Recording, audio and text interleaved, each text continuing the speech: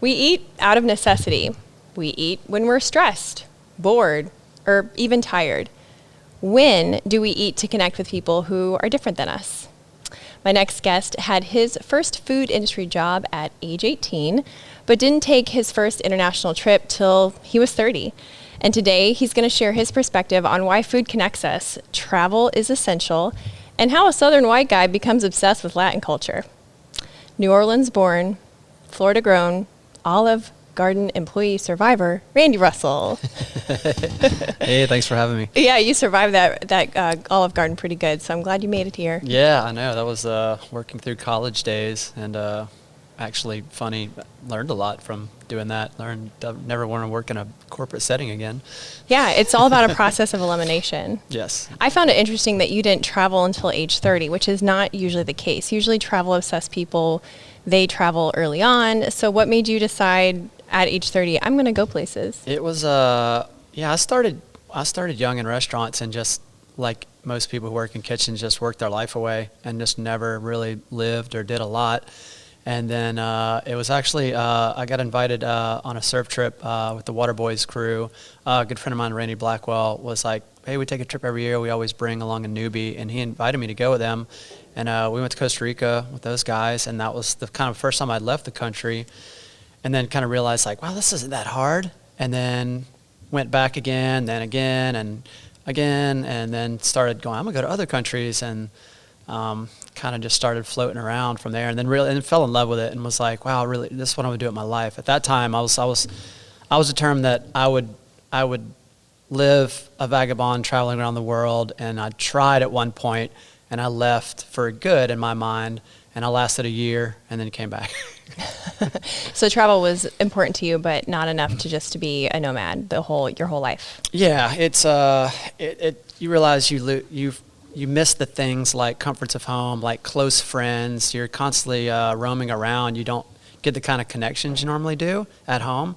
You can't make jokes with people that you would. There's not that, every culture has a different set of just their humor's different. Everything's different. So you just miss those kind of things like familiarity with home. And so eventually I just got really like missed home and lonely, and just like, man, you know what? I think I'm going to go back.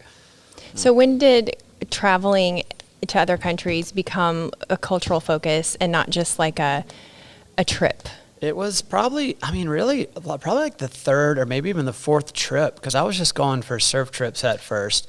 And I was a budget backpacker, living in hostels, camping, living as cheap as I could.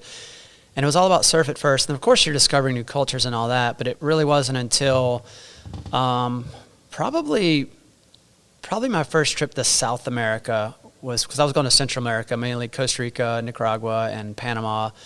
And then my first trip to South America was Ecuador and Peru. And all of a sudden I found myself in like mountains and other places, and it was a drastically different culture than Central America. And then I kind of it opened me up to there's a lot more out there. And everywhere's different, and the world has a lot to offer. So then it turned into just, a lot broader interest and wanting to see everywhere and go to different places. It wasn't about surfing anymore then. I quit taking surf trips, honestly, after that. It was I would go to places, and if it was a place where I could surf, great, but it didn't limit my traveling anymore. It was more about just exploring people and culture and food and all those kind of things. Can you think of a specific interaction with someone when you were traveling, a local, that sealed the deal for your love of specifically Latin culture? Oh man, that's hard. One of the things that I love so much, and this comes from seeing both sides, both extremes of these of this aspect of culture, is Latin culture is so passionate. It's all about, it's just things are, when there's anger, there's real anger. When there's love, there's real love. It's such an expressionary, and I really love that. And I remember that trip in Ecuador. Because here, I don't go out. I'm not a partier. I don't even back then, I wasn't really, I'd go out and have a drink here and there. But in Ecuador, I would be dancing salsa on a beach in a little beach club when the sun came up. I was a different person. It was it just brought it out of me. And I was like, oh man, everything is it's so heightened there. And then years later, I ended up in Southeast Asia. And Asia is a very kind of repressed society where emotions aren't really shown as much. There was never public displays of affection, which in Latin America, you're in a grocery store and there's a couple making out over the mangoes. It's a very normal thing. And so I kind of saw both, and I realized kind of like, oh man, this isn't really my culture, where everything's kind of repressed and it's kind of sterile, and it's like, and there's amazing things about Asia and Southeast Asia that I love, but Latin America was kind of more of a festive, fun, just freer, more expressive kind of culture, and that's one of the big things that kind of drew me to it. Yeah, I love all those things that you just said as well. It's in my heart, so I really relate to that. What made Colombia your favorite country? Colombia was incredible. So at the time, when I went to Ecuador and Peru, I was meeting people, other backpackers that were kind of coming, they were traveling around, they were coming out of Colombia, and everyone was like, oh my God, Colombia.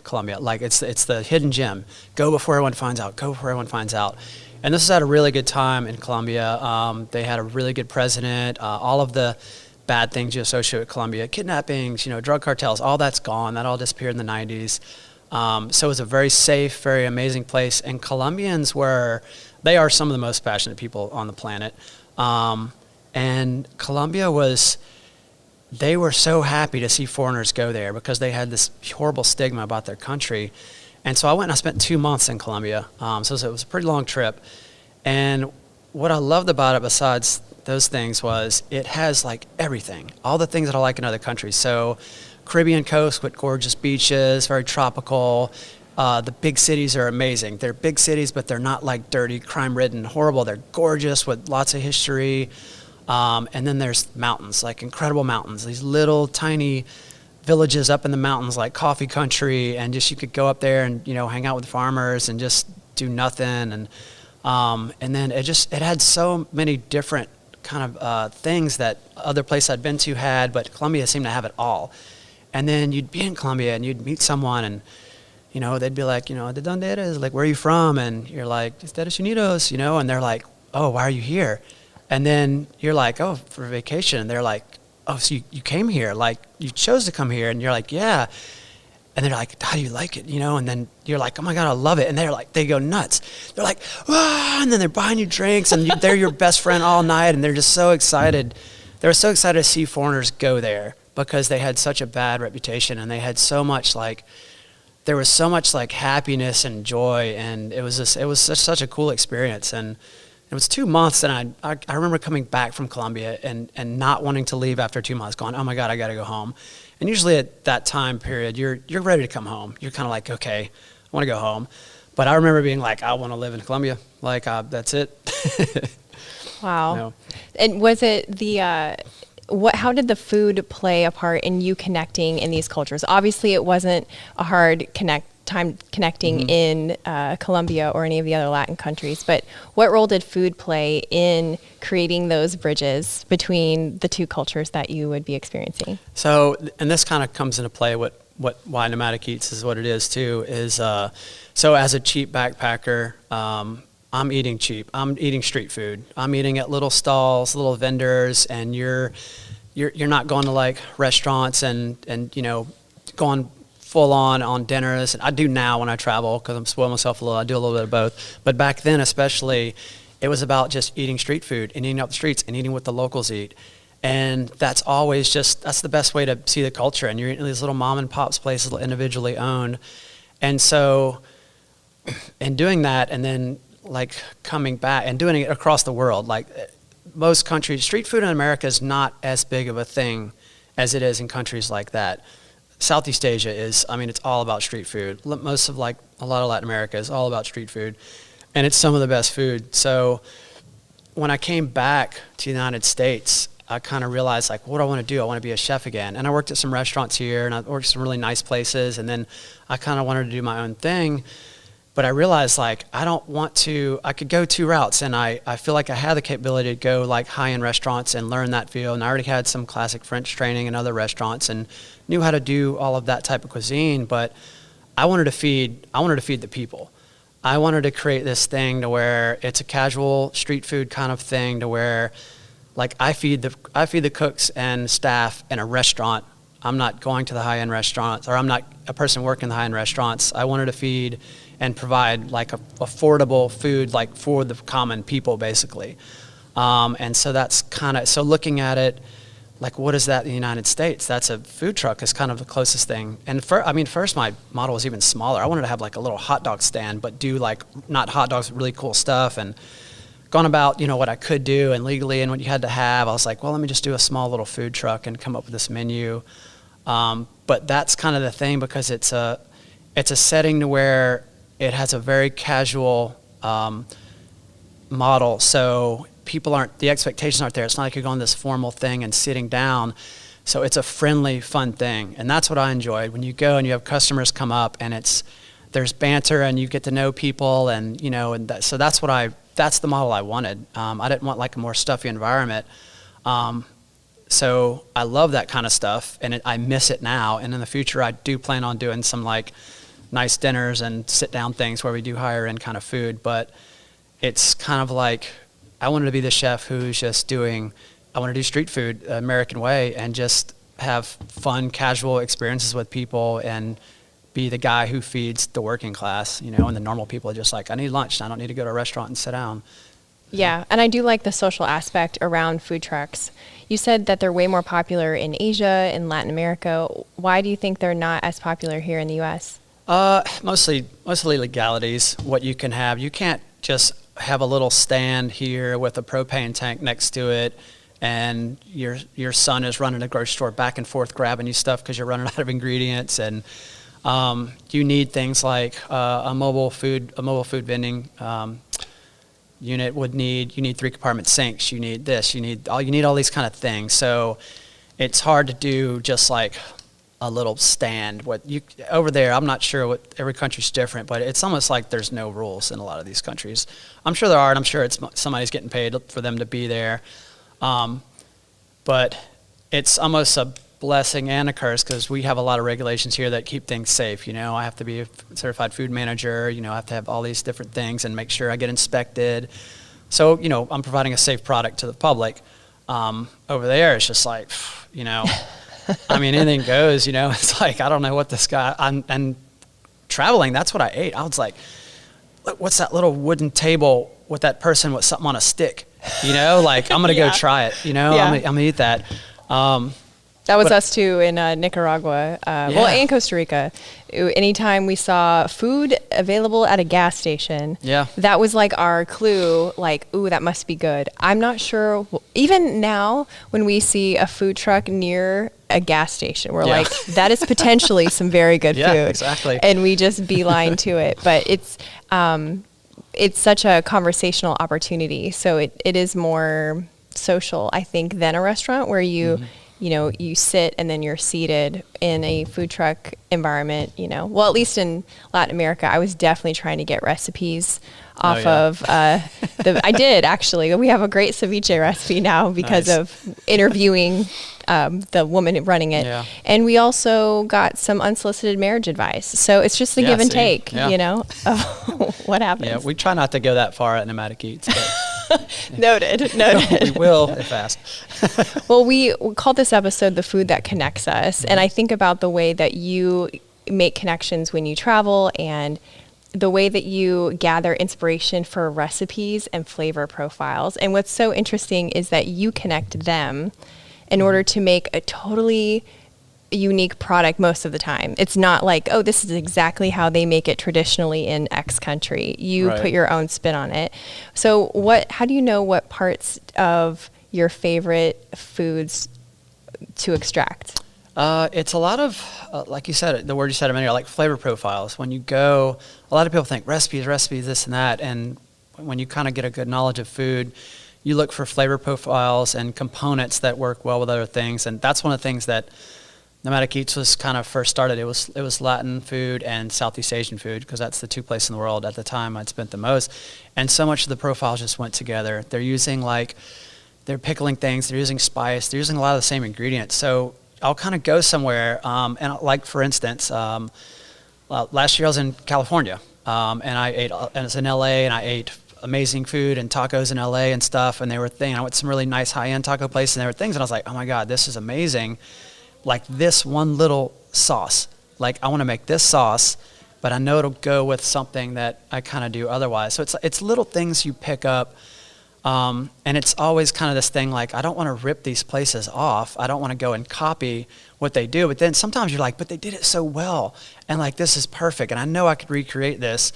But you don't just want to go copying people's stuff. You want to make it your own. And you just want to kind of pick up on how they do things. Like, okay, this sauce went really well with this, the texture of this nut, or, this tortilla worked really good with this, and I know it won't work with this other thing if I try to do it that way. So it's just little components, and it's just all from experience and honestly in cooking and trying stuff out. We try stuff on the truck. Now we're pretty good. We can just nail stuff a lot, like pretty quick. Like, let's do this, and I know it'll work, and then it will. We're like, oh, great, let's tweak it a little bit this way. But it's a lot of trial and error. I've made tons of stuff that the public's never seen that sounded, I was like, this is going to be amazing. And then I made it, and I was like, that is horrible. Like that did not work. Any plans for ceviche? I haven't seen any. I haven't done ceviche in a long time. And I actually had a ceviche recently in Mexico that I was like, holy moly, this is the most unique, coolest thing ever. And I kind of wanted to tweak some of it. Ceviches are hard to do in a food truck too. Seafood is really expensive, and it's hard to charge $12, $14 for a small portion of something on a food truck. And that's what keeps some of the higher end things off the truck. But there's definitely some things that I kind of want to try, and as soon as I get around to it, there's a ceviche I had recently in Mexico, and I was blown away. I was like, oh my! And it was at a nice place. It was a place that's ranked 26 in the world at the time, restaurant, 26th best restaurant in the world. So it was a high end, a really nice place. And they did this thing, and I was like, this sauce and the way this stud and this goes, and I was like, I can make this. Like, I know how to do this, and I know these profiles, and I was like, okay, well, how do I do this and not just rip it off just ceviche? So I've got some kind of ideas, but they did, I don't want to say anything right now, but the things they did with it and the things they use is right up my alley, and it's in tune with things that I love and do. And I was like, this is something exactly that I would do on a more casual version on the truck. These same exact flavors, same way it's done, but this is in a amazing high-end restaurant. It was that dish was my favorite dish I ate in Mexico on this latest trip. And I went to Pujol. I wasn't at Pujol either. I went to Pujol, which was ranked was 12th in the world at the time. I went twice. And this dish was better than anything I had there. I was blown away by it. So yeah, hopefully maybe a world-renowned ceviche will inspire something on the food truck soon. Well, I'll be first in line because that would be amazing. When you've talked a lot in other interviews about the importance of being able to, in a sense, stay small on your food truck and that connection. How would you describe the importance of being able to connect through your food versus having incredible food and serving a volume of the population? Yeah, that's a hard one. It's the beginning of my truck. I wanted to be. It was basically like I want one employee. That's all I want. I want to be able to manage everything on the truck. I want this small thing that I can just make a living doing. And it grew and it grew. And now we do a good bit of volume, and we have demand to do a lot more. And it's like, no, we do lunch 5 days a week, and that's all we can do. I can't do caterings right now. We don't have the staff. So there is a fine line. It keeps us from doing things on the truck that I would love to do this. I'm like, there's no way we can execute that as fast as we need to do with what we have and the manpower on the truck. Like, we can't do that. So there's tons of ideas that just get tabled, and it's like, one day we're going to do tasting dinners, in a space and do all these things and do nicer plated stuff to where we can spend time and do small, community style dinners and things. But it also goes into play, like staying small. We keep a lot of the same people coming back. We see a lot of the same people every week. We know them. I will apologize to everyone out there for forgetting your name. I'm the worst person. I tell everyone all the time, oh God, so I can't remember your name. What's your name again? It's just a mental block with me. I can't remember names, but I remember faces really well. Mm-hmm. And, my staff remembers exactly what they eat. And when I write it down wrong on a ticket, they go, oh, hey, he wants no mayonnaise on that, right? And I go, yeah. Thanks for catching it. And that happens almost daily, honestly. Because we have so many regulars that eat there. So it's keeping that small scale, and it lets you, have that familiarity with your clientele. But then also with the staff. Like, I have 2 employees now, and I don't want a whole lot more. I need more, and I'm going to have more at some point. But I have two like amazing guys right now who like probably the best Nomadics has ever been running is right now with the staff I have. These two guys, Chris and Anthony, are incredible. So I'm really lucky to have them. But it's also that too. It's like we know each other's jobs so well. We know our processes. We know our, what we do, that we just function so well and efficient because it's just us three. And it's a very casual, it's not like, oh, the guy who closed last night didn't do this or left this a mess and we had to come in and do it. It's just us three. We do everything. So it's a very more kind of intimate, sorry guys, I didn't mean to use the word intimate with you guys, but it's a more intimate setting. Hey, at least he remembered y'all's names, so yeah, exactly. You're welcome. Nailed it first time, didn't even stutter. That's hilarious. Well, it's interesting to talk about like scale and future plans because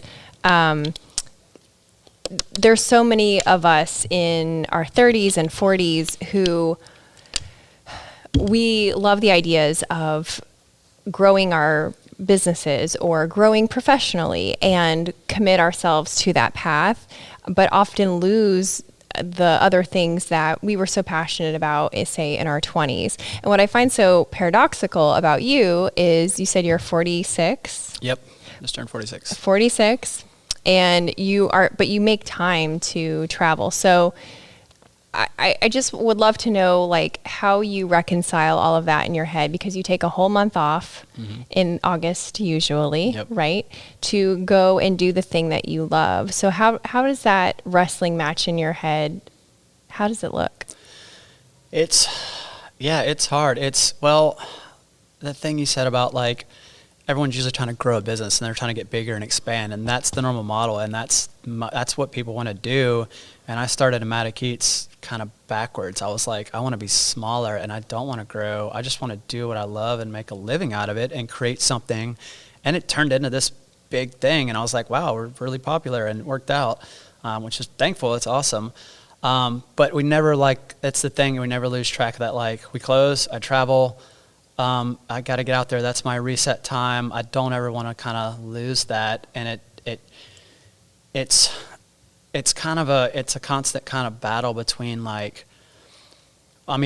bigger thing is like, part of me is like, I want to do more. Like, I want to have I have probably, I don't even know how many like food truck concepts in my head where we can expand on the franchise, and I can be like, dude, we can do this little thing and this little thing. And I did the tamale truck. We opened that and we kind of did a little bit with it. We're not even running it right now because we're just kind of focused on Nomadic Eats. But I have so many things, but it's like, no, you don't want an empire. There's so much that comes with that. There's so much more. Like, even though if I staffed it, I found great staff, which is the hardest thing right now. And that's keeping me from doing a lot right now is the staffing. Even though you staff it, you can have people running it. You're never completely away from it. You're going to have more, it's going to create more work for you, no matter how good a staff you have. So it's this battle of always like, I want to do more. I want to do more things. I want to do all these cool things, but like, no, you need to have a life. You need to like, don't weigh yourself down. Like, your time is not, you're trying to go opposite. I used to work probably 70 hours plus a week, 70 to 80 hours a week. Now I'm down to probably mid 50s, and it feels really nice. So it's like, keep getting it down, work on kind of refining this and finding some more staff soon, and kind of like, getting the truck to where it's kind of running, you can step off. And we have the cafe now, which we have plans to kind of do something different with that in the future. And that's kind of an ongoing process, but we kind of want to bring something more with it to Pensacola and do a really cool thing there. But that's, once again, all right, we're going to do this whole new thing. We're going to do this. It's adding to the little empire.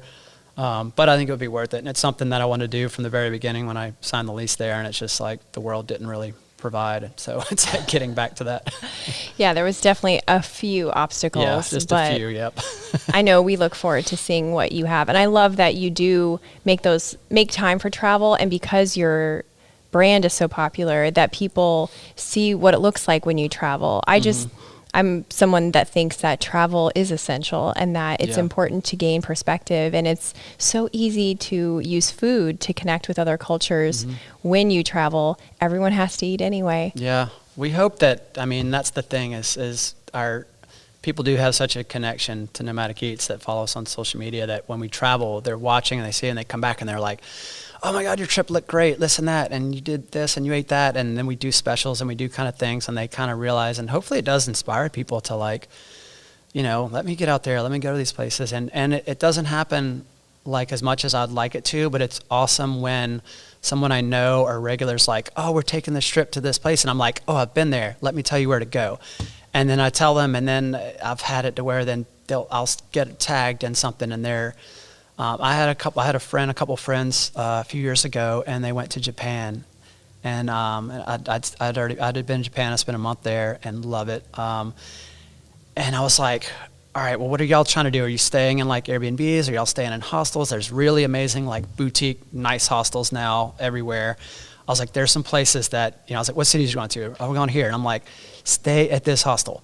Like, book this hostel, and there's a cool little bar and restaurant in front of it, and it's like the most awesomest place. And then they like messaged me from that place like when they went, and they were like, oh my God, this place is amazing, and like, you're right, like awesome Japanese craft beer here and all this other. They're like some of the best times and coolest people we met were like when we stayed there. And I was like, thank you, like, yes. So because Americans we travel within the country, and if we do leave the country, we do the kind of, you know, touristy travel that we do, and to get people to like kind of create more of it. Because when you stay at a hostel, and this is what I fell in love with in the beginning, people think, oh, like bunch of strangers from around the world and this and that. It's like it's like-minded travelers from all over the world, and so you're not only experiencing the culture of the country you're in, you're meeting all these people from around the world, and you're going out with them, and you're grabbing food, and you see their take on things, the perspective. You have best conversations ever. And so that's the big part of traveling to me. It's not just the place you're going. It's like also the other people you're meeting. And that comes full circle. You meet people, let's go out to food, and then you eat some local food, and you're sharing it with this group of international people. And that's your whole experience, you know? And that's what you try to replicate with the food truck. Right, exactly. So that's what we try to replicate. We've got a casual thing where people come and they, you know, everyone's laid back, and so yeah, exactly. As we wrap up, what do you feel like people misunderstand about the food industry? How hard it is. Yeah. I think we've seen recently, I mean, everyone has probably seen that every restaurant and bar in that world is hiring right now, along with most other industries. But what's happened in the restaurant industry recently is people left. COVID, all the restaurants shut down. No one had jobs. They found jobs somewhere else, and no one's coming back. And the shortages are huge because it's such a hard work environment on both sides. It's like the front of the house, the back of the house, like. And so people don't want to do that. They're like, why would I go torture myself to that? So we're seeing a bit of like a revolution in the industry to where employers are having to treat their employees better. Employees are kind of have their way right now. They can go to a job anywhere, so they have their pick of the litter. But then also I'm hoping a lot of customers realize too, it's like, have a little sympathy. Like, you have no idea how hard their jobs are. Like when your server is running around like crazy and you're mad because your tea is half empty, like, don't be. Like, they are killing themselves their job is hard. It is rough. It is so, not a lot of people can do that. It takes a certain kind of person who can do that kind of work. You see it in the industry. You see people get hired and they just don't last. That's not cut out for them. So I'm kind of glad it's happening right now, because hopefully it's bringing a little bit of light to the industry and how difficult it is. And I'm kind of a little scared too to see where it's going to go, because restaurants can't afford, margins are so slim, they can't afford to pay people the kind of wages that they're having to pay and going to have to pay to keep good staff. Isn't it like a 1% to 2% profit margin anyway? A really well-run restaurant, and a very efficient, well-run, well-put-together restaurant, it will bottom line about 10%. That's not all restaurants though, at all. And there's here where it's very seasonal in a lot of places. There's months where you do that or more, and there's months where you're taking a loss. So sometimes it doesn't even average out to that. So you kind of think about that, and it makes a big difference when all of a sudden your food cost is through the roof right now. Paper goods, my costs have gone up tremendously, and I'm a small time thing that luckily has not been affected as much by COVID. I was a fast model for food, so we kind of were okay, and people would come and get quick food from us. We didn't have to shut our doors except when we chose to. But yeah, I'm actually shocked that a lot of restaurants are still hanging on and still there. I'd be scary to look at their books, what they're doing now as what they were doing a year and a half ago. So it's a lot of like, hang on out there, guys. Like, I hope y'all make it, because there's plenty, it's my people, I don't want to see anyone go out of business or start, get to a point where they're like, this just isn't worth it anymore. But the environment's hard right now. Costs have gone up tons. You're having to pay people a lot more. A lot of restaurants aren't doing the volume they used to do. I think things are coming back now that COVID's kind of, cycling down. Mm-hmm. So be kind is your message. Yeah, be kind. Like, when you go out to eat, be kind to those places, because you don't know what's stopping next week when you go there to be a sign on the door that says, we're closed, we're out of business, but we didn't make it. We've been hanging on for months and months, and we thought, it just, the environment isn't friendly. We didn't make it, Mm-hmm. And yeah, so when you go out, be thankful and be kind to your people out there. Yes, and take time to connect. Yeah, the ones that are staying working in restaurants, they are sticking it out. I mean, they've put up with a lot, and the fact that they're still there and not, there's an office job that'll pay me the same or more, and I can sit in the air conditioning, and I don't have to hear people yell at me or get mad, or even my bosses or, customers, or I don't get it from both ends. And so they're still there, and they're still doing it. So. Mm-hmm. Yeah. Well, we appreciate your food truck so much, Nomadic Eats, in case anyone missed that. Can you tell everyone where to follow you on social? Because you also put menus and stuff up on there as well, correct? Yeah. So Instagram at Nomadic Eats, and then Nomadic Eats on Facebook. And what we do, most of our social media is we just feed specials on there. So our menu stays the same, mostly Tuesday through Saturday, 11 to 3 for lunch. And Saturdays, we've been doing kind of different menus here and there. That's our day to kind of like, let's do something totally different. So anytime we do any kind of special or different menu, we always plug in our social media by around 9 o'clock in the morning. So you just tune into that. You'll see a lot of people show up, and they're like, oh, I came for this. And I'm like, oh, it was a special we did 2 weeks ago. Oh, no. I'm sorry. So check the dates, everyone. Yeah, check the dates. It's something that the algorithms of Instagram really gets people. Yeah. Because it'll pop up on their feed, and they came, and I'm like, that was days ago. Thanks. Well, thank you so much for sharing your story and your purpose of connecting through food. This has been great. Thank you. Yeah, thanks for having me. Woo. That's a wrap. Hey, you're still here. That's awesome. I hope to see you next week too. I talk with the most interesting people that you've probably never heard of. Most of them are paradoxical and bring an opportunity for you to grow as a person. So if you like bright, meaningful entertainment, be sure to subscribe and hit the bell for notifications.